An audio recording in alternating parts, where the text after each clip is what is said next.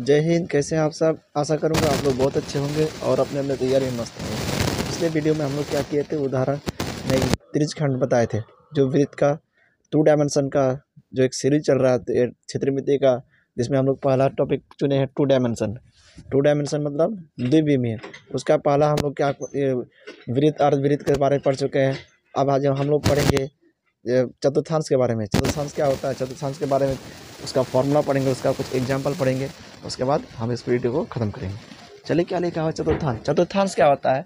मान लीजिए ये भी एक प्रकार का त्रिज्यखंड का ही हिस्सा है। पिछले वीडियो में त्रिज्यखंड बताया था ना, त्रिज्यखंड तो आपको समझ में आ गया था। त्रिज्यखंड क्या होता है? 2 त्रिज्याओं से बीच का जो घिरा क्षेत्र होगा वो क्या हो जाता है? त्रिज्यखंड हो जाता है। सेम उसी तरह चतुर्थांश भी होता है। देखिए, त्रिज्यखंड में क्या होता है? त्रिज्यखंड में उसका कोण का कोई मान स्थिर नहीं होता था। कोण कितना डिग्री भी हो सकता है, कुछ भी डिग्री हो सकता है, 1 डिग्री से लेकर 89 डिग्री तक, फिर 90 प्लस डिग्री हो सकता है। लेकिन अगर कहा जाए अब कोई वृत्त है, वृत्त को क्या किया, 4 हिस्सा में बांट दे। आपको तो पता है ना, टोटल वृत्त में कितना डिग्री का कोण बनता है? टोटल होता है 360 डिग्री का कोण बनता है। अगर इसको क्या करेंगे, 4 हिस्सा में काट देंगे, इधर से एक, इधर से एक, ऐसा ना, इधर से एक, इधर से एक, 4 हिस्सा में काटे तो अगर मतलब 4 हिस्सा में काटेंगे तो कितना प्रत्येक हिस्सा कितना डिग्री बन जाएगा? 90 डिग्री का कोण बन जाएगा। तो 90 डिग्री का जब कोण बन जाएगा तो 4 हिस्सा में बांटे, इसलिए क्या बोलेंगे उसको? चतुर्थांश बोलेंगे। ठीक है, तो हम लोग, आपको पता है सेम फार्मूला वही होता है। ये भी एक प्रकार का त्रिज्यखंड का हिस्सा होता है, त्रिज्यखंड वाला ही फार्मूला लगता है।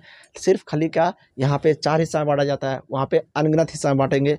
वही बांटते थे त्रिज्यखंड में, अनगिनत हिस्सा में बांटने के कारण उसका कोण का मान स्टेबल नहीं होता था। लेकिन यहाँ पे कोण का मान फिक्स ही रहेगा। कितना डिग्री? 90 डिग्री। इधर भी 90 डिग्री, इधर भी 90, इधर भी 90, इधर भी 90। ठीक है, ये हो जाएगा आपका चतुर्थांश। 1 2 3 4, 4 चतुर्थांश। 4 हिस्सा बांटेंगे, 4 चतुर्थांश। ठीक है, अब देखिए, अगर मान लीजिए यहाँ से यहाँ तक का अगर चाप की लंबाई निकालने बोले तो उसका भी सेम फार्मूला। आपको तो पता है ना, चाप की लंबाई मतलब क्या होता है? चाप की लंबाई जो निकालते हैं हम लोग, एक क्या होता है, परिधि का हिस्सा होता है। परिधि का फार्मूला क्या करेंगे, जितना एरिया ले रहा है, कितना एरिया 90 डिग्री का एरिया ले रहा है, 90 डिग्री का उसका फार्मूला अलग बन जाएगा। ठीक है, तो हम लोग क्या करते हैं, वीडियो को शुरू करते हैं, आप लोग मेरे साथ जुड़े रहेंगे। क्या लिखा हुआ है? क्वाड्रेंट, चतुर्थांश। चतुर्थांश क्या है? किसी वृत्त को 4 हिस्सों में बांटने पर, किसी वृत्त को 4 हिस्सों में बांटने पर प्रत्येक हिस्सों को चतुर्थांश कहा जाता है। मतलब ऐसा नहीं ये एक वाला, ये वाला क्या चतुर्थांश है, ये वाला चतुर्थांश है, ऐसा नहीं, इसको भी चतुर्थांश, इसको भी चतुर्थांश, इसको भी चतुर्थांश, इसको भी चतुर्थांश, किसी को भी आप चतुर्थांश कह सकते हैं। ठीक है, तो आपको तो पता है यह भी एक त्रिज्यखंड का ही रूप है। मतलब त्रिज्यखंड का जो रूप पढ़े थे ना, मतलब त्रिज्यखंड का रूप में क्या होता था, वहाँ पे छोटा छोटा हिस्सा में बांट जाते थे, लेकिन यहाँ पे 4 हिस्सा में ही बांटना है मैक्सिमम, उससे ज़्यादा आप ना ही कम ना ही ज़्यादा। ठीक है, लेकिन त्रिज्यखंड में क्या होता था, सब हिस्सा में जितना छोटा, कम से कम 1 डिग्री भी ले सकते थे। ठीक है, इसलिए त्रिज्यखंड में उसका कोण का मान स्टेबल नहीं होता था। यहाँ कोण का मान स्टेबल हो जाएगा, कितना डिग्री? 90 डिग्री। ठीक है, चलिए उसका कुछ फॉर्मूला देखते हैं। फॉर्मूला वही है, क्या है? चतुर्थांश का क्षेत्रफल θ/360 पाई r²। जहाँ क्या मान लेंगे हम लोग, थीटा का मान कितना हो जाएगा? 90 डिग्री हो जाएगा। 90 डिग्री मतलब स्टेबल हो जाएगा 90 डिग्री।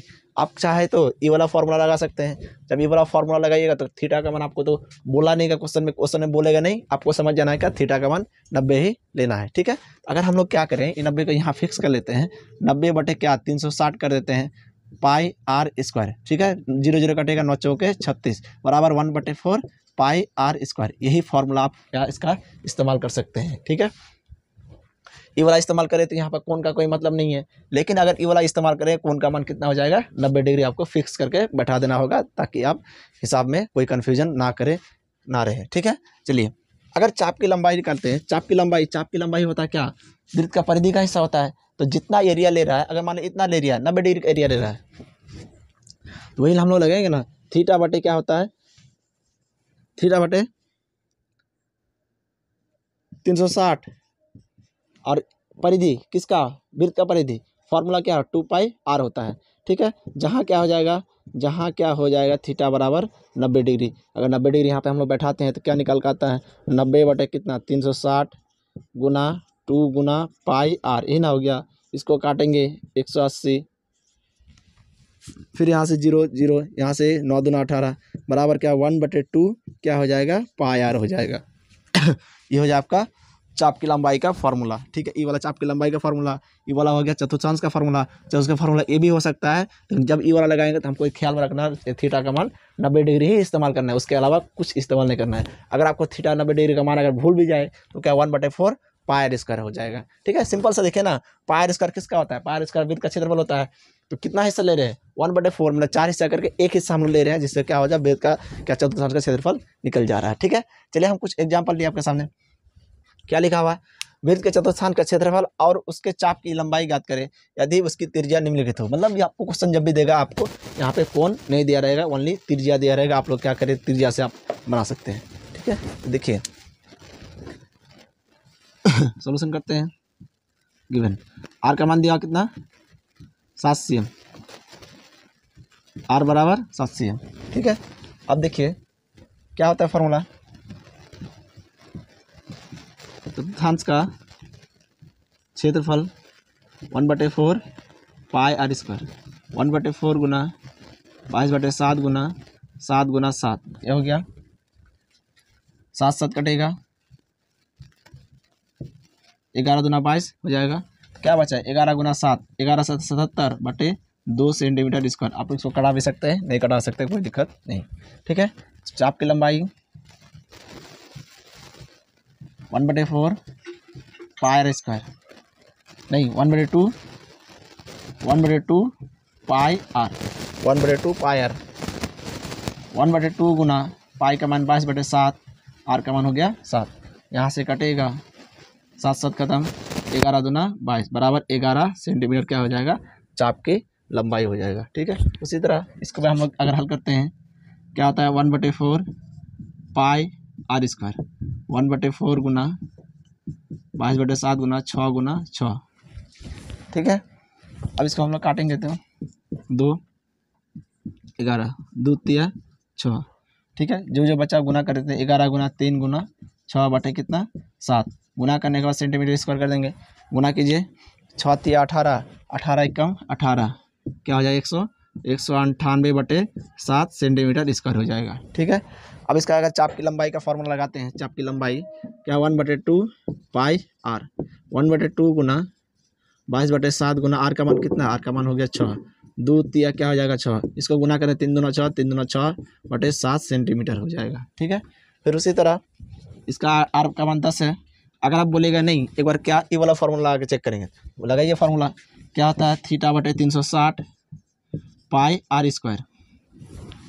तो थीटा का मान यहाँ बैठा दे 90 डिग्री, 90/360 22/7, आर का मान कितना है 10 गुना 10। ठीक है, 0 0 9 चौके 36, वही बात आ जाएगा। फिर 2 यहाँ 11, फिर 2 यहाँ से 5, 10 5 50, 10 को 5 से गुना 10 5 50, 50 और 50, 550/7 सेंटीमीटर स्क्वायर।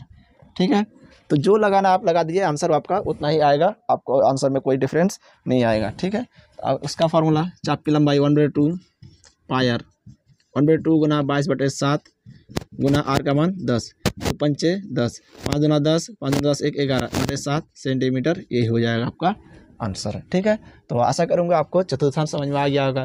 ये भी एक प्रकार का त्रिज्यखंड का हिस्सा है, आप लोग कन्फ्यूजन ना हो, इसलिए दोनों का फॉर्मूला सेम है। वहाँ पे कोण का अलग अलग होता था, यहाँ पे कोण सेम हो जाएगा, मतलब एक ही कोण हो जाएगा, 90 डिग्री 90 डिग्री 90 डिग्री, वहाँ बदलेगा नहीं, लेकिन वहाँ पे हर जगह बदलता है। इसलिए वहाँ पे क्या छोटा छोटा हिस्सा होता था, लेकिन यहाँ पे छोटा छोटा हिस्सा नहीं, ओनली 4 हिस्सा में बांट दिया, चतुर्थांश हो गया।